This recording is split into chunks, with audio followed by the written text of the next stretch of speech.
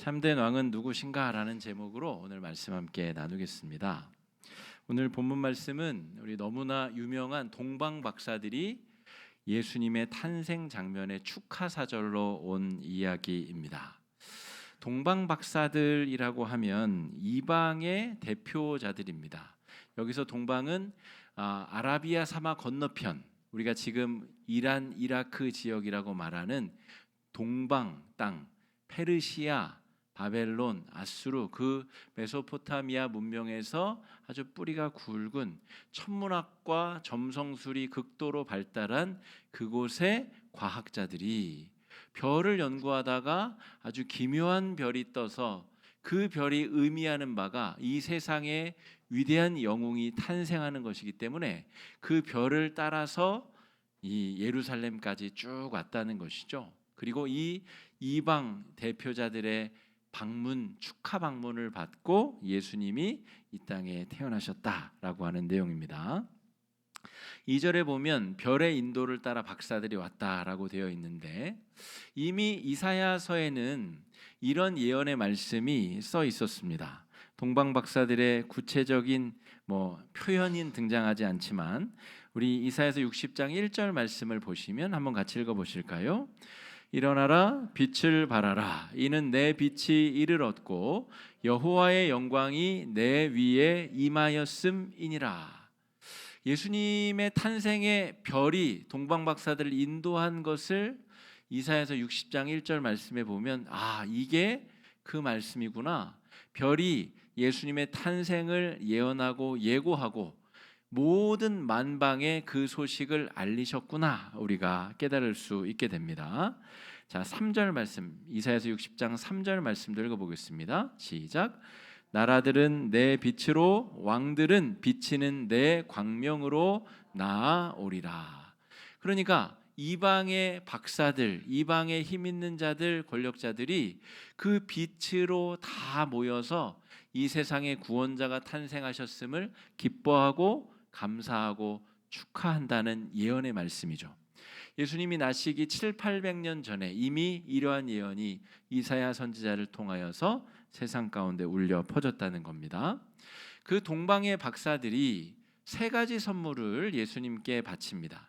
여러분, 성경을 잘 보시면 아시겠지만 박사가 3명이라는 표현은 없습니다.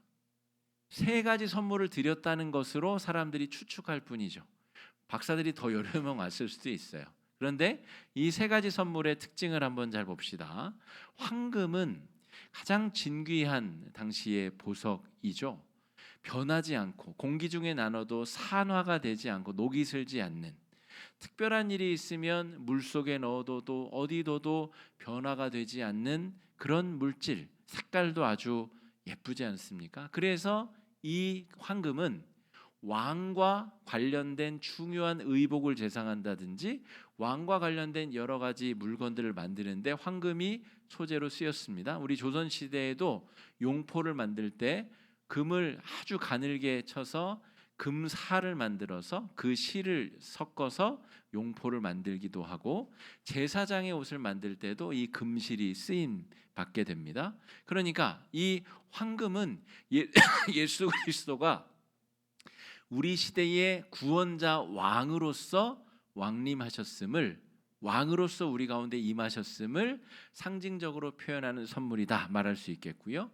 유향은 제사장들이 제사 때 사용하는 아주 신비로운 연기가 나오고 향기가 나는 연기를 만드는 소재입니다. 우리 카톨릭 미사나 성공의 미사를 가보게 되면 우리 사제들이 향로를 좌우로 흔들면서 큰 연기를 내면서, 향기로운 연기를 내면서 앞으로 우리 예배당에 진입하는 것을, 이런 걸 볼 수 있습니다.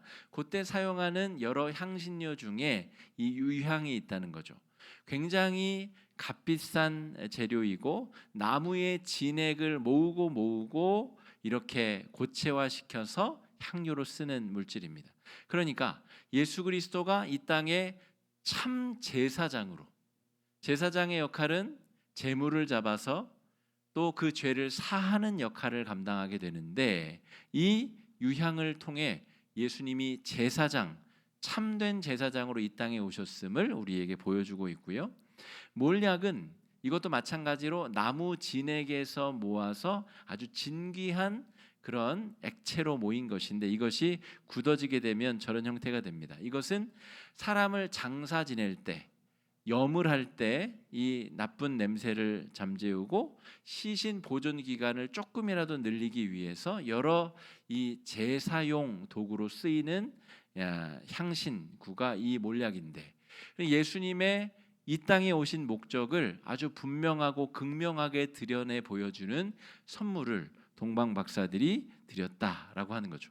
아까 이사야서 60장 말씀도 예수님이 나시기 전에 7, 800년 전에 선지자를 통하여서 선포된 말씀, 그리고 우연히 동방 박사들이 예물을 가지고 왔는데 그것이 이 땅에 참된 구원자로 오시는 왕으로 오시고 제사장으로 오시고 우리를 위해서 희생 제물로 이 땅에 오신 예수님의 이 땅에 오신 목적을 이 세 가지 선물이 아주 분명하고 시의적절하게 표현해내고 있다라고 하는 것입니다.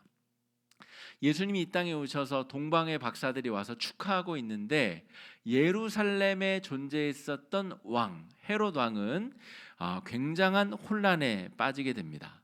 구원자가 당연히 그러면 왕궁에서 태어나겠지라고 동방의 박사들이 생각한 거죠. 그래서 예루살렘에 와서 왕궁에 가서 우리가 찾던 저 별이 인도한 왕자가 어디에서 났습니까? 우리가 그에게 경배하려 합니다 라고 하자, 헤롯은 왕궁에서 왕자가 태어난 일이 없는데 이게 무슨 일이냐 사람들에게 수소문하게 됩니다. 그러자 미가서의 예언에 의하면 베들레헴 땅에 구원자가 태어난다는 예언이 있습니다 라고 이 성전 제사장들이 헤롯 왕에게 알리게 되죠. 그래서 헤롯이 무슨 결정을 하죠? 베들레헴 일대에 2살 미만의 남자아이들을 다 몰살시킵니다. 이 땅의 왕은 공포와 두려움에 떠는 거죠. 기득권을 가지고 있다고 하는 왕들은 두려움에 떨고, 오히려 아무 기득권 없이 오신 예수 그리스도를 환영하고 섬기기 위해 동방에서 박사들이 경배하러 왔습니다. 사실 이 예루살렘은, 이스라엘은 당시에 2명의 왕을 섬기던 시대였습니다. 천하를 호령하던 2 왕의 시대를 살고 있었습니다. 왼쪽에 보이는 얼굴이 헤롯 대왕의 얼굴입니다. 이 사람은 그 아버지 때로부터 로마 황실과 굉장한 정치력을 통해 관계를 쌓아왔습니다. 로마가 클레오파트라를 치고 이 이집트를 정복할 때, 그때 요 헤롯의 아버지가 이 로마 황제에게 혁혁한 공을 세웁니다. 그래서 가나안 땅 일대를 다스릴 수 있는 분봉왕 지위를 얻습니다. 실제 통치는 로마 황제가 하지만 거기는 그냥 네가 다스린다고 해. 그게 분봉왕이거든요. 그리고 이 헤롯 대왕은 그 아버지의 은혜를 입어서 아들 때에도 분봉왕의 지위를 누렸었던 사람입니다. 이 사람이 정치력이 아주 뛰어나고 수완이 좋아서 원래 에돔 사람인데 자기가 이스라엘 백성의 분봉왕이 되어야 되기 때문에 무슨 일을 했냐면 이 애굽 사람의 이 하스몬 왕과의 공주와 결혼을 하고 또 아주 막대한 돈을 들여서 성전을 지어줍니다. 그래서 유대인들로부터 호감을 얻고 유대인이 아닌데 유대인의 왕으로 군림할 정도로 정치력과 수완이 뛰어났었던 사람, 그 왕의 시대를 살고 있는데 예수님께서 태어나신 거죠. 자, 마태복음 2장 16절 말씀 한번 읽어보겠습니다. 시작. 이에 헤롯이 박사들에게 속은 줄 알고 심히 노하여 사람을 보내어 베들레헴과 그 모든 지경 안에 있는 사내 아이를 박사들에게 자세히 알아본 그 때를 기준하여 2살부터 그 아래로 다 죽이니. 그렇게 위대한 뛰어난 정치력을 가지고 있는 이 분봉왕은 자신의 적수가 될지도 모르는 그 갓난아기를 죽이기 위하여 수백 수천 명의 영아들을 학살하는 죄악을 저지르게 됩니다. 왜 예수님이 그 왕들의 시대에 이 땅에 오셨어야 되는지를 분명히 드러내주는 기록이다 볼 수 있습니다. 분명히 황제와 왕이 존재하지만 그들은 우리를 구원할 수 있는, 우리를 회복시킬 수 있는 참된 왕이 아니라는 거죠. 자, 또 한 명의 왕은 이 아우구스투스입니다. 이 황제는 아주 위대한 업적을 남겼는데 이 공화정, 로마는 원래 공화정으로 유명한 제국이거든. 공화정이란 것은 지금 여의도에 국회가 있듯이 서로 민주적으로 토론하고 서로 권력을 또 견제하면서 함께 나라를 만들어 나가는 공화정이었는데, 공화정을 철폐하고 적들을 다 제거하고 위대한 통치자 카이사르라고 하는 위대한 우리 선대 왕의 칭호를 물려받은 위대한 황제가 됩니다. 죽고 나서는 신으로 추앙받게 되죠. 저 신상이 이제 나중에 후대에 신으로 추앙받으면서 세워지는 황제의 상입니다. 그리고 로마의 평화시대, 팍스 로마나라고 하는 너무나 유명한 그 단어를 만들어낸, 당시에 그 로마를 모든 불균형들을 통합하고 대적들을 제압하고 전제정을 확립하고 또 이 로마의 평화의 시대를 선물한 위대한 황제의 시대에 예수님께서 이 땅에 아기로 오셨다는 거죠. 두 왕들이 다스리던 시대에 왜 예수님께서 오셨을까? 누가복음 2장 1절 말씀 한번 읽어보겠습니다.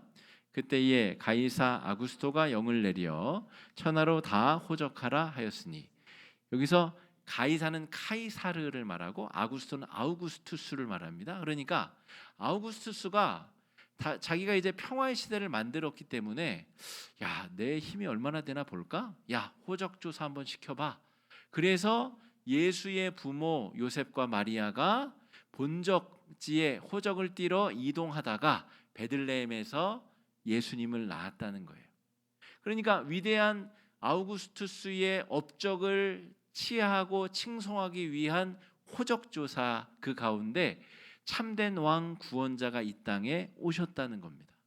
왜 위대한 왕과 황제가 둘이나 존재하는 그 시대에 예수께서 왕으로 우리 가운데 오셨어야 되는가라고 하는 거죠. 그 두 왕은 자기 목숨조차 1초도 스스로 연장할 수 없는 유한한 존재인데 스스로 전능자처럼 행하던 자들입니다. 그들은 참된 왕, 참된 제사장, 참된 우리의 중보자가 될 수 없다라는 것을 말하죠. 아까 헤롯은 말 한마디로 그 일대의 2살 나이의 남자아이들을 다 죽였습니다. 우리가 흔히 요즘에도 사람의 목숨을 이렇게 하면 죽인다고 하는 사인을 우리가 다 알고 있죠. 이게 바로 로마 황제가 이 콜로세움에서 검투사들이 싸우다가 하나가 승리하면 그 패자를 살릴지 죽일지를 황제가 손 하나 까딱으로 결정하는 이 표시입니다. 그러니까 아우구스투스와 헤롯은 자기가 사람을 죽이고 살릴 수 있는 권한을 자기가 가졌다고 착각한 채 살아가는 이상한 사람들입니다. 유한하고 자기 생명을 1초도 연장할 수 없으면서 마치 자기가 생명의 주관자인 것처럼 전능한 존재처럼 그렇게 행하고 있다라는 것이죠. 여러분, 오늘 이 송년주일에 우리가 이 말씀을 묵상하는 이유가 무엇이냐면, 여러분, 예수 그리스도가 우리에게 참된 왕으로 구원자로 오셨는데 우리가 2023년 한 해를 어떻게 살았느냐 우리가 잘 성찰해 봐야 된다는 것이죠. 한 해의 마지막 날 오늘 송년주일을 보내고 있는데 내가 마치 헤롯처럼 아우구스투스처럼 내가 내 인생의 주인인 것처럼, 내가 내 인생을 자유자재로 마음껏 전능자처럼 주무를 수 있다라고 착각한 채 우리가 한 해를 그렇게 살아오지는 않았는지 잘 성찰해 봤으면 좋겠습니다. 예수님은 육체와 영혼 그리고 삶과 마음을 구원할 수 있는 참된 구원자로 우리 가운데 오셨습니다. 헤롯은 영아들의 목숨은 빼앗을 수 있었지만 그들의 영혼은 건드릴 수 없는 유한자이죠. 아우구스투스도 수많은 정복 전쟁을 하며 대적자들을 죽이며 원수들을 제압하였을진 몰라도 그가 사람의 영혼, 사람의 그 마음은 구원할 수도 건질 수도 회복시킬 수도 없었다는 겁니다. 그런데 예수님은 우리 가운데 오셔서 정말 우리의 마음속부터 우리의 삶 전 존재를 구원하시는 자가 되셨고, 우리가 이 생에서의 삶이 끝나면 내 생에서 영원한 몸으로 부활할 수 있도록 우리의 삶과 죽음 전체를 구원하시는 구원자로 오셨다는 것입니다.